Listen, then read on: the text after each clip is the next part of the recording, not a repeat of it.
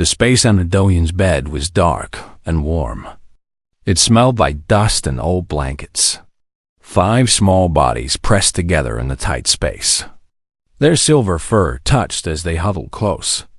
Their large amber eyes glowed softly in the darkness. Do-hyun was the one who had called this meeting. He was a young Veluri cub with fur darker than most of his kind. His heart was still beating fast from what he had seen that afternoon. He needed to tell someone. He needed to understand. "Thank you for coming," he whispered to the others. His littermates Hana and Sunwoo sat on either side of him. Hana was quiet and always watching things. Sunwoo was bigger and liked to run and play. From the house next door came Minji and Taiwoo. Minji had soft gray fur and loved stories. Taiwoo was small and nervous about everything. "Why are we under your bed?" Taiwoo asked. His voice shook a little. "Is something wrong? Are we in danger?" "No," Do-hyun said. "But I saw something today. Something I cannot explain." The other cubs leaned closer. Their ears pointed forward to listen. "You know the human child who lives next to us?" Do-hyun said. "The one called Ki-yoon?" They all nodded. The humans had moved to their colony world 2 seasons ago. Many human families lived here now. The cubs saw human children at school every day, but they did not really know them. Humans were strange, different, a little scary. "Today at school," Do-hyun continued, "I saw Ki-yoon climb to the top of the big play structure. You know, the tall one? The one we are not allowed to climb. That thing is very high," Sunwoo said. "Even I would not climb it." Ki-yoon climbed it, and then he fell. The cubs gasped. Minji covered her mouth with her small paw. Taiwoo made a whimpering sound. "He fell from the very top," Do-hyun said. "I saw it happen. He hit the ground hard. I heard the sound.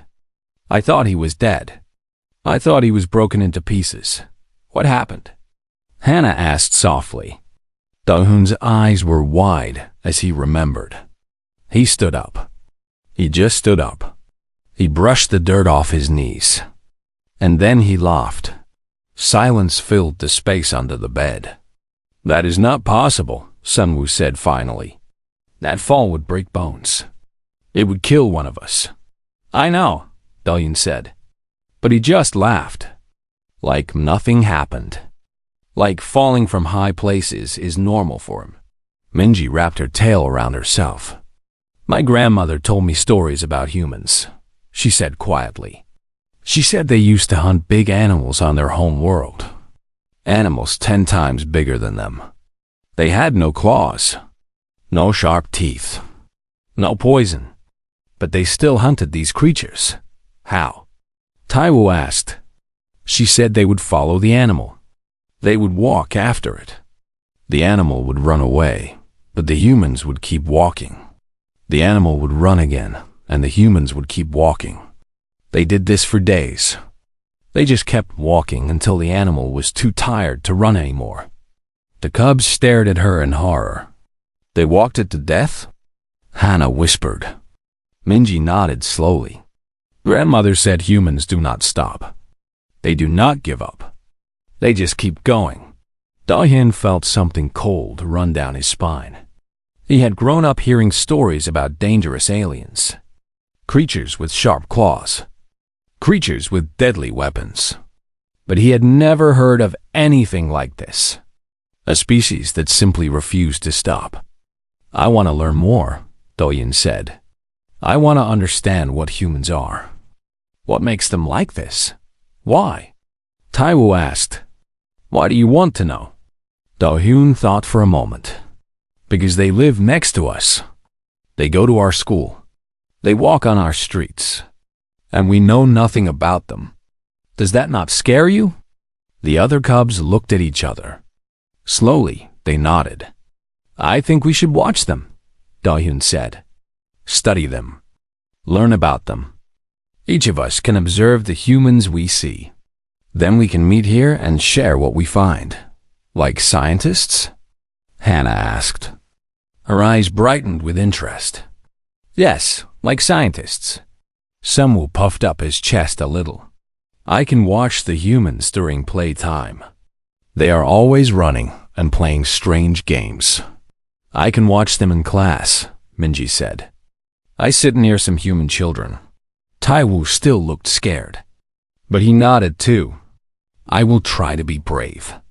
I will watch. Good, Dohyun said. We will call ourselves the Human Observation Society. We will meet here every night after our parents think we are sleeping. And we will learn everything we can about humans. The cubs put their paws together in the middle of their circle. It felt important. It felt serious. As they crawled out from under the bed to return to their homes, Minji stopped at the door. She looked back at Dohyun. My grandmother told me one more thing, she said.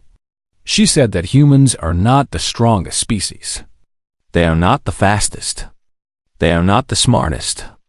But she said that if a human decides to do something, they will do it. Nothing can stop them, nothing. She left. Dohyun stood alone in his room. Through his window, he could see the house where Ki-yoon lived. The lights were on. He could see shadows moving inside. What were humans really? Why did they not break? Why did they not stop? Dohyun did not know, but he was going to find out. He climbed into his bed and pulled the covers over himself. His mind was full of questions. Sleep was slow to come. Somewhere in the colony, a human child was probably still awake too. Probably doing something impossible. Probably laughing about it. The thought made Dohyun shiver. 7 nights had passed since the first meeting. The Human Observation Society had been busy. Every night, the 5 cubs crawled under Dohyun's bed. Every night, they shared what they had seen. Tonight, Sunwoo went first. He could barely sit still. His tail was wagging with excitement and fear. I watched the humans play a game today, he said. They call it tag. One human chases the others. When they touch someone, that person becomes the chaser. Simple, yes? The others nodded. They played for 47 minutes, Sunwoo said. I counted. 47 minutes of running. Without stopping. Hana's ears went flat against her head. That is impossible. Their bodies would overheat. Their bodies did overheat, Sunwoo said. I saw steam coming off their skin. They turned red. Water poured from their faces. They were breathing so hard I thought they would collapse. And they stopped then? Minji asked hopefully. No, they kept running. They were laughing while they ran. Laughing while their bodies were failing. And when they finally stopped, do you know what they said? The cubs waited. They said it was fun. They wanted to play again tomorrow. Dahan wrote this down on his small data pad. He had started keeping notes. He called them the persistence files. The list was getting long. Hannah shared her observation next. She spoke softly, as she always did. There is a human girl in my class named Yoonji. Today, the teacher gave us a math problem. It was very hard. Most of us tried for a few minutes and then stopped. We moved on to easier things. That is what we are taught. If something is too hard, do not waste time on it. That is wise, Taiwu said. Why fight against the impossible? Eunji did not think so, Hana said. She stayed after class ended. She worked on that one problem. I came back 3 hours later to get something I forgot. She was still there, still working on the same problem. 3 hours? Dohyun asked. On one problem? Yes. I asked her why she did not give up. Do you know what she said? They all leaned closer. She said, because I have not solved it yet. Like that was an answer. Like the problem not being solved was reason enough to keep trying. Minji made a small sound of confusion. But if something cannot be done, why keep trying? Hannah shook her head slowly. I do not think humans believe anything cannot be done. I think they believe everything is possible if they try long enough. Dahin added this to his notes. His paw was shaking a little as he wrote. Taiwu went next. He was still the most scared of all of them. But his report was perhaps the most disturbing. I learned something today, he said. His voice was barely above a whisper. Something terrible. Humans have a drink called coffee. It contains something called caffeine. What does it do? Sunwoo asked. It stops them from sleeping. The cubs stared at him. They drink this thing on purpose, Taiwu continued. They drink it every morning. Some drink it many times a day. It forces their bodies to stay awake. It fights against their need for rest. Why would anyone do that?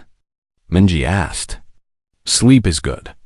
Sleep is necessary. Because they want more time, Taiwu said. They want more hours to work. More hours to do things.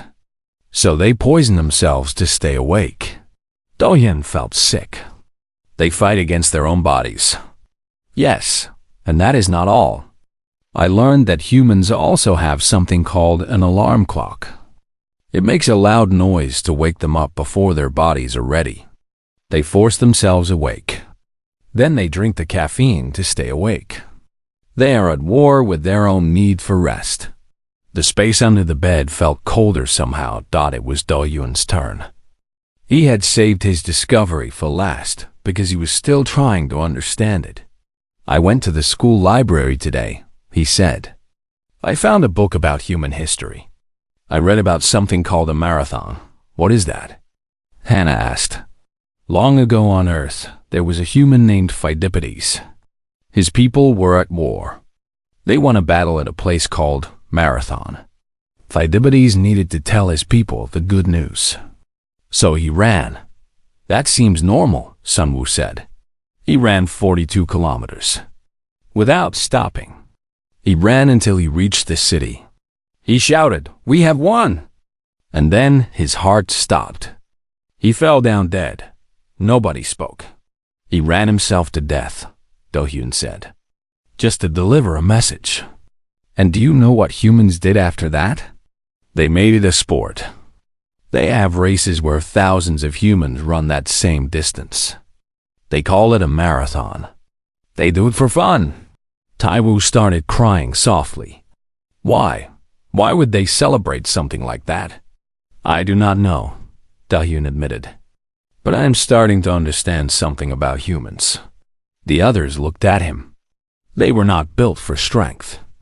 Look at them. They have no claws, no fangs. Their skin is soft. They are not fast. They are not strong. On their home world, almost everything could kill them. So, how did they survive? Minji asked. They outlasted everything. They cannot fight the way we can. So they just do not stop. Ever.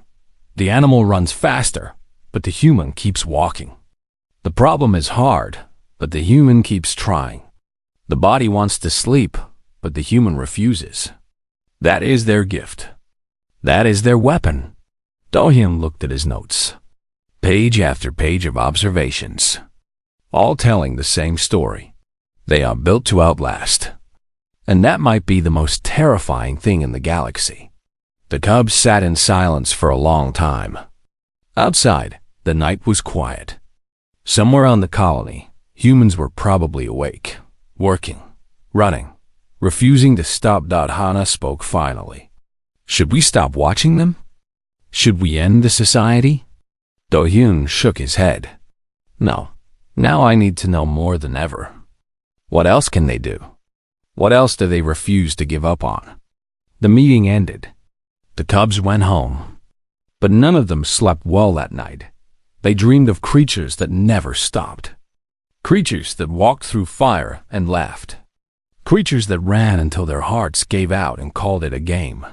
They dreamed of humans. The alarm came without warning. One moment, Dohyun was eating dinner with his family. The next moment, red lights were flashing everywhere. A loud voice came from every speaker in the colony. Radiation storm incoming. All residents report to underground shelters immediately. This is not a drill. Do-hyun's mother grabbed him and his littermates. His father pushed them toward the door. Outside, the streets were full of running Valori. Everyone was moving to the shelters. The sky was turning strange colors. Purple and green lights danced above them. Beautiful but deadly. The radiation storm would kill anyone caught outside. Do-hyun saw Minji and her family running too. Tae-woo was with his parents ahead of them. Everyone was pushing toward the shelter entrance. Then Do-hyun heard the scream. It was Tae-woo's voice. But Tae-woo was no longer with his parents. Do-hyun looked around wildly. Where was he? Tae-woo! Minji shouted. She pointed at an old storage building near the edge of the street. The building was falling apart. Half the roof had already collapsed. And there, trapped under a fallen beam, was Tae-woo. His small body was stuck. He was screaming for help. My son! Tae-woo's mother tried to run to him, but other Valori held her back. The building is not stable, someone said. It could collapse any moment. The radiation levels are rising, another voice added. We need to get inside now. Tae-woo's father was crying. Someone help him, please. Someone help my son. But no one moved. The building groaned.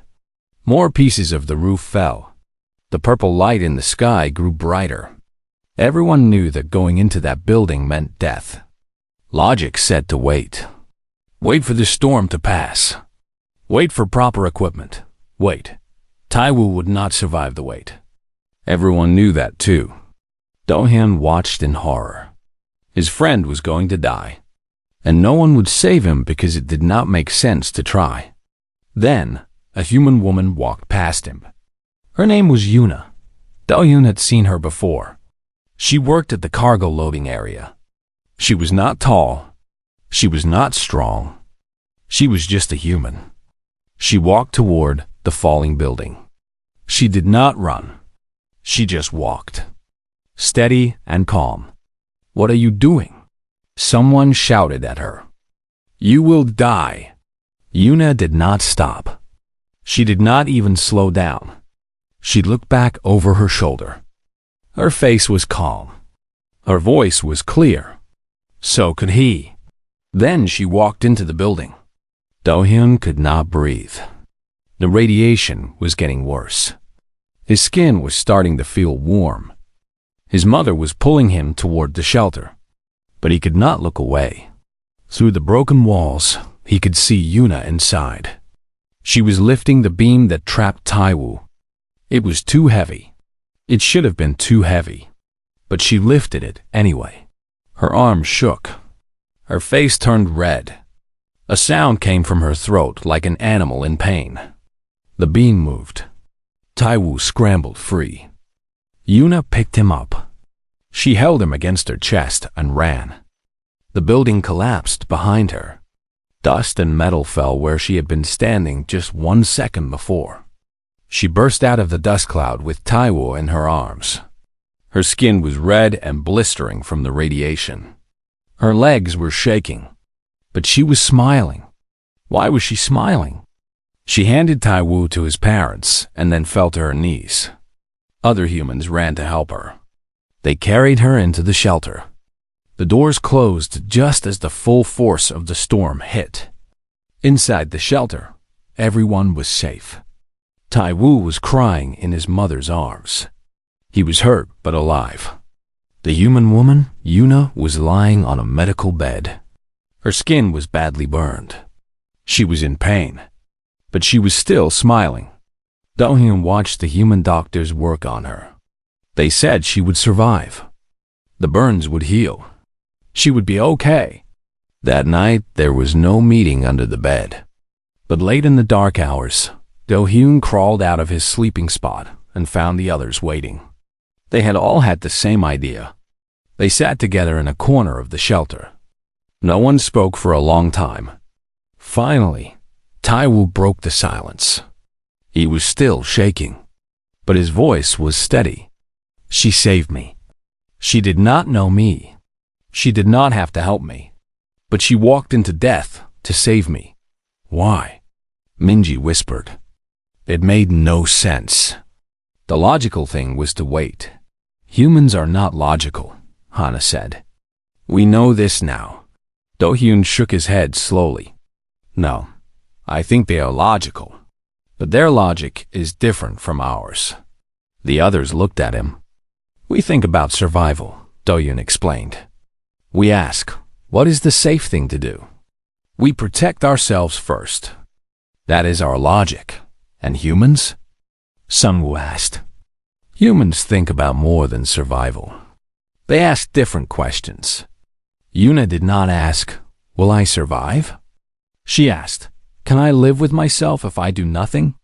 For her, doing nothing was worse than dying. Taiwo wiped his eyes. I want to understand. I want to know why she smiled. She was in so much pain. Why did she smile? Minji spoke softly. Maybe she smiled because she did what she believed was right.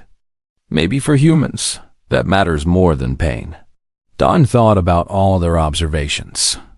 The running, the persistence, the refusal to stop. He had thought humans were scary because they did not give up. But now he saw something else. I asked a question once, he said. I asked if humans are brave or if they just do not understand danger. What is the answer? Hannah asked. Do-hyun looked toward where Yuna was resting. Her human friends were sitting with her. They were holding her hands. They were telling her she was a hero. The answer is neither, Do-hyun said. Humans understand danger perfectly. They feel fear like we do. Maybe more. But they have learned to do things anyway. They feel the fear, and then they decide it does not matter. Taiwoo's voice was small and full of wonder. That is not just bravery. That is something else. Something I do not have a word for. Maybe we should find the word, Minji said. Maybe we should ask the humans what they call it. For the first time since the storm started, Do-hyun smiled. Maybe we should. Everything changed after the radiation storm. Taiwo visited Yuna in the medical center every day. At first, he just sat outside her room. He was too scared to go in. But one day, she saw him through the window. She smiled and waved at him. The next day, he walked inside. He brought her flowers from the colony garden. He sat beside her bed. He did not know what to say. So he just said, "Thank you." Yuna laughed. It was a warm sound. "You do not need to thank me," she said. Anyone would have done the same. But Taiwo knew that was not true. He had watched the adults freeze. He had seen the logic in their eyes. Wait, stay safe. Let him die. Only the human had moved. Why did you do it? He asked. Why did you risk your life for me? Yuna thought for a moment. Because you were scared. Because you needed help. Because I could help. She shrugged like it was simple. What else could I do? Taiwo did not understand. But he wanted to. So he kept visiting. And slowly, they became friends. The other cubs were changing too. Hannah started sitting with Yoonji at school. The human girl was still working on hard problems. She still refused to give up on anything. Hana watched her struggle with a puzzle for 3 days straight. Teach me, Hana finally said. Teach me how to not give up. Yoonji looked confused. What do you mean? You just keep trying. That is all. But why? Why you keep trying when it is so hard? Yoonji put down the puzzle. She looked at Hana with serious eyes. Because if I give up, I will never know if I could have done it. And not knowing is worse than failing. Hana did not understand at first. But Yoonji was patient. They sat together every day. Yoonji showed Hana how to break big problems into small pieces. She taught her that failure was not the end. It was just information. It told you what not to do next time. After 2 weeks, Hana solved a problem she had given up on months ago. The feeling was like nothing she had ever known. She finally understood that not giving up was not about being strong. It was about being curious. It was about wanting to know what was possible. Sunwoo joined the human sports club. He thought it would be easy. He was a Vellery. He was faster than humans, stronger than humans. He would win everything. He was wrong. The humans did not play to win. They played to push themselves. They invented games that were designed to make them fail. They lifted heavy things until their muscles stopped working. They ran until they fell down. Then they got up and did it again. Why do you do this to yourselves? Sunwoo asked a human boy named Jiwon. Jiwon was breathing hard. Sweat was running down his face. He could barely stand. But he was grinning. Because tomorrow I will be stronger than today, he said. Every time I push past my limit gets bigger. That is how humans grow. Sunwoo tried it. He pushed himself until his legs burned, until his lungs screamed, until he wanted to quit more than anything. He did not quit. And the next day, just like Jiwon said, he was a little bit stronger. Minji found something different. She discovered human music. A human girl in her class named Soyeon played an instrument called a piano. Minji heard her practicing one day and stopped to listen. The music was strange. It made her feel things she could not name. What is this song about? She asked Soyeon. It is about hope, Soyeon said. What is hope? Soyeon stopped playing. She looked at Minji with surprise. You do not know what hope is. We do not have that word in our language. Soyeon thought for a long time. Then she said, hope is when things are bad, but you believe they can be better. It is when you cannot see the light, but you keep walking toward it anyway. It is believing in a future that does not exist yet. Minji felt tears in her eyes. She did not know why. That sounds beautiful, she whispered. And also very sad. It is both, Soyeon said. That is what makes it human. Soyeon taught Minji to play the piano. The music was hard to learn. Minji's paws were not shaped right for the keys. But she did not give up. She had learned that from watching the others. Dahyun spent his time with Ki-yoon, the boy who had fallen and laughed. They became best friends. Ki-yoon showed Dahyun his scars. He had many of them. A long one on his knee from falling off a bike. A small one on his chin from running into a door. A faded one on his arm from something called a campfire. Are you not ashamed of these? Dahyun asked. Ki-yoon laughed. Ashamed? No. Each one is a story. Each one means I tried something. I lived through something. They are like badges. Badges for what? For surviving. For not giving up. For being alive. Dahyun looked at his own body. His fur was smooth. His skin was unharmed. He had never fallen from anything. Never burned himself. Never pushed hard enough to get hurt. He had never really lived. I want to try things, Dahyun said suddenly. I want to fall down and get up. I want to fail and try again. I want to have stories like you. Ki-yoon smiled.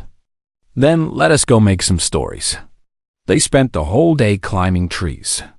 Dahyun fell many times. He got scratches on his paws. He bumped his head. But every time he fell, Ki-yoon was there to help him up. And every time, they laughed together. That night, under the bed, the cubs gathered for their meeting. But it felt different now. They were not just observers anymore.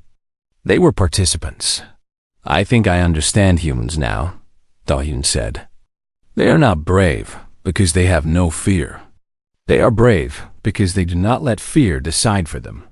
Hannah nodded. They are not strong because they do not fail.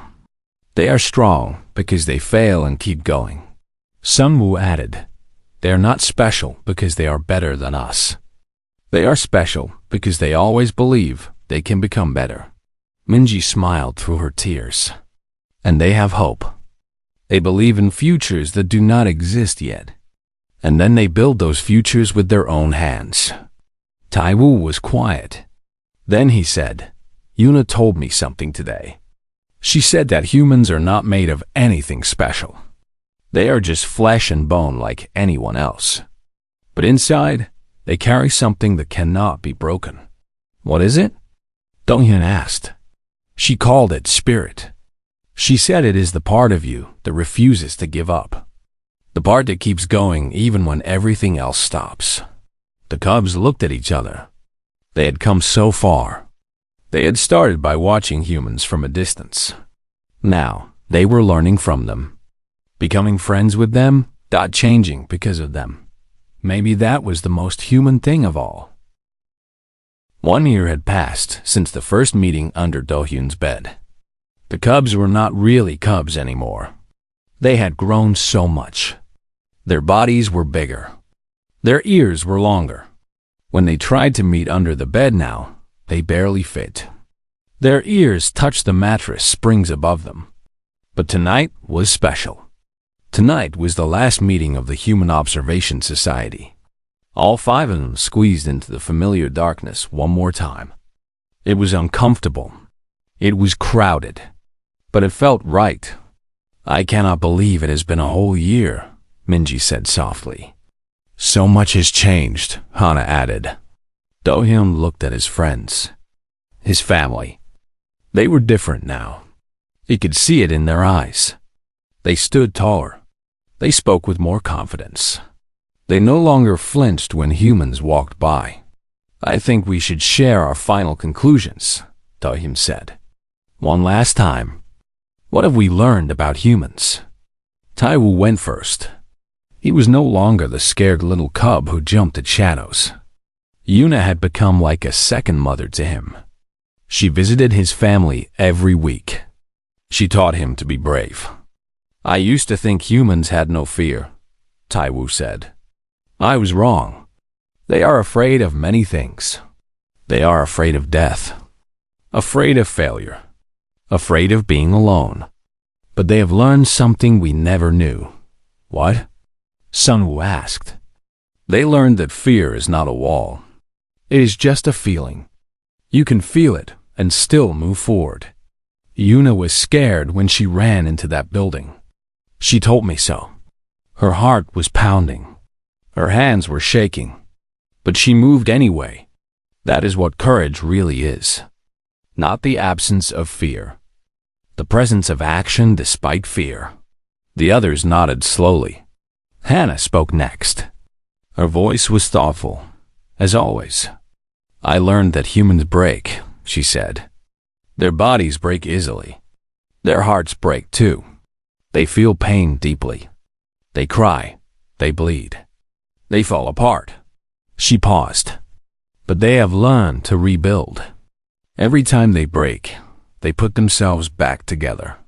Sometimes they come back different. Sometimes they come back stronger. They do not try to avoid breaking. They accept it as part of living. Yoonji told me that in human culture, there is an art form where they fix broken pottery with gold. The cracks become beautiful. The breaking becomes part of the story. Sunwoo was practically bouncing with energy. Even now, after a year of learning human patience, he still had trouble sitting still. I learned that humans were not supposed to survive, he said. Their planet tried to kill them every day. Earthquakes, volcanoes, floods, ice ages.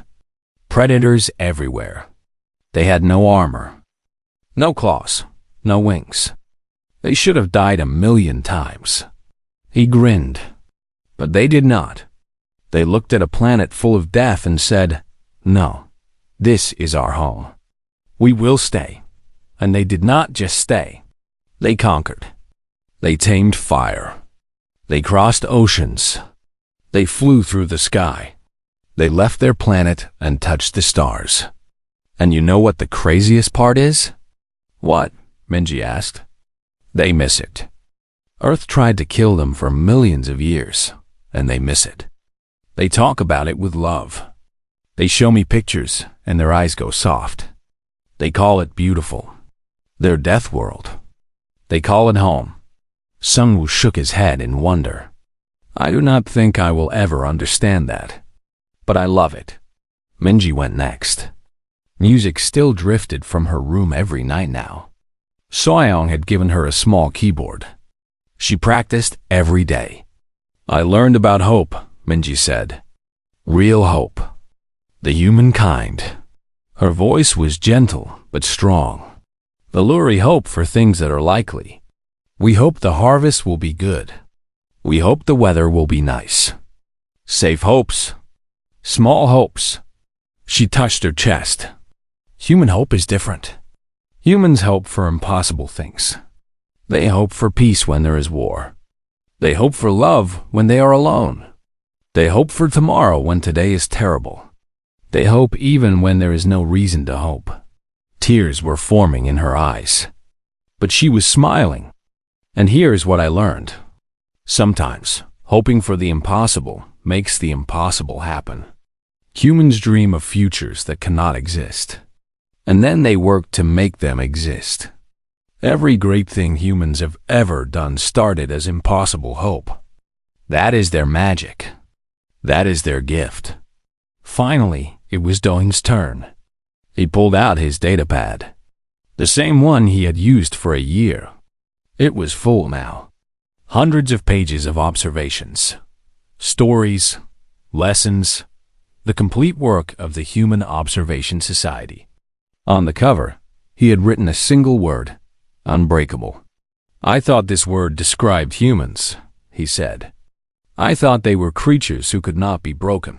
He showed them the cover. Then he took out a marking tool and drew a line through the word. I was wrong.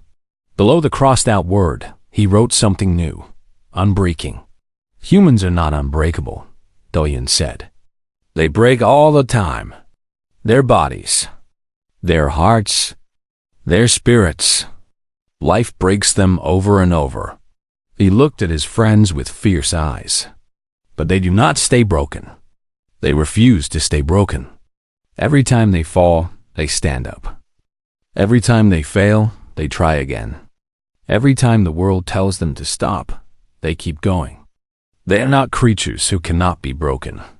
They are creatures who choose to unbreak themselves. Again and again. Forever. The cubs sat in the darkness under the bed. The same darkness where they had first gathered in fear and confusion. Now it felt different. It felt like home. What happens now? Taiwu asked. Do we just stop meeting? Do-hyun smiled. We stop meeting under the bed. But we do not stop learning. We do not stop growing. We do not stop hoping. He put his paw in the center of their circle. One by one, the others joined him. We are not just Valori anymore, Do-hyun said. And we are not human either. We are something new. Something that learned the best of both. And maybe that is what the galaxy needs. Maybe that is why humans came to our world. Not to conquer us. Not to change us. But to show us what is possible. Years later, Do-hyun stood before the Galactic Coalition. He was a scientist now. A xenanthropologist.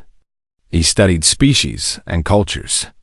But his greatest work was always about humans. He presented his research to 12 star systems. Leaders of 100 species listened as he spoke. The title of his paper was simple. Under the bed, the cubs held meetings all about humans. When he finished, there was silence. Then, slowly, applause began. It spread through the great hall. Species that had feared humans began to understand them. Species that had dismissed humans began to respect them. Somewhere in the crowd, an older human man was wiping his eyes. He did not know why this research moved him so much. He did not know that he was part of it. He did not know that a scared Valuri cub had watched him fall from a play structure and laugh. Kiyun did not know any of this. He just knew that someone finally understood what it meant to be human. And that was enough. That was hope.